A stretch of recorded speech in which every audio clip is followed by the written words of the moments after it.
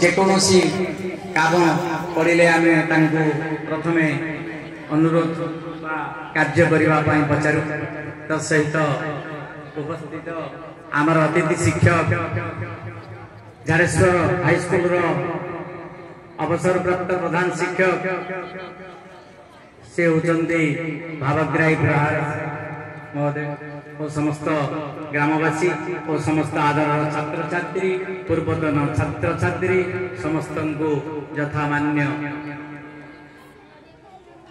संक्षेप आमे यही वार्षिक विवरणी को लिखिछु।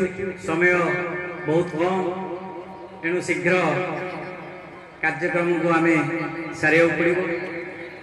नेत्रोत्सव उच्च विद्यालय चिंगुड़ीघाईर वार्षिक विवरणी स्थापकाय चतुर्मस्य सर्वधर्म स्वरूपिणी अवतार वरिष्ठाय रामकृष्णाय नमः।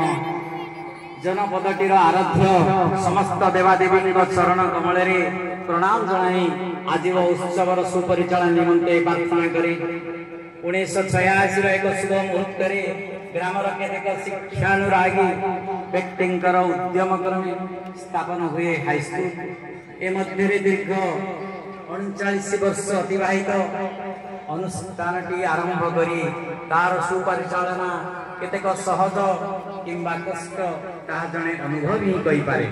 से सफलतार श्रेय नेबा पाई श्री उत्सव प्रधान श्री दीक्षाम पंडा साहेब चर्ची विद्यानायक आम गहणे न था पछे वर्तमान आम से सबुर श्रेय ए समस्त सहित श्री दीनबंधु बढ़ियाड़ी श्री प्रफुल्ल कुमार चर्ची श्री मोहन बेहेरा पीताम्बर नायक को अर्पण करू।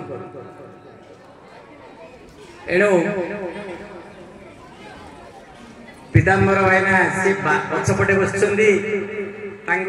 आग को कहीदी कि आसी ना आसी आंदु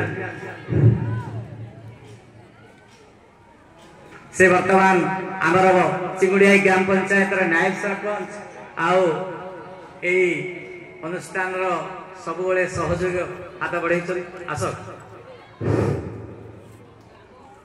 1986 जिते आम स्कूल आरंभ होता सेते सर्वमोट 25 जन छात्र छात्री अष्टम श्रेणी रे नाम लिखाई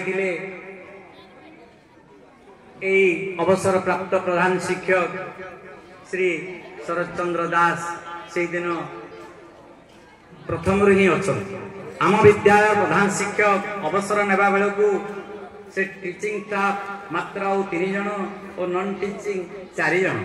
संस्कृत शिक्षक अवसर नेबा परे पाठ पढ़ाई घोर संकट गति गला। विद्यालय एक प्रमुख समस्या है शिक्षक समस्या। श्रीमान शरद दास सार अवसर पर विद्यालय मात्र 3 जन शिक्षक जहाद्वारा विद्यालय शिक्षादान अनेक मात्रा प्रभावित हो आसूला। यही घड़ी संधि मुहूर्त विद्यालय 2 जन पूर्वतन छात्र पूर्वतन छात्री श्रीमती उषा प्रधान और श्रीमान पूर्वतन छात्र श्रीमान सागर प्रधान विद्यालय अनुरोध रक्षा करी शिक्षादान करथिले।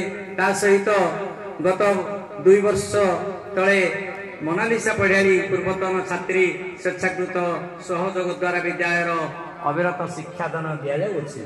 यह सत्य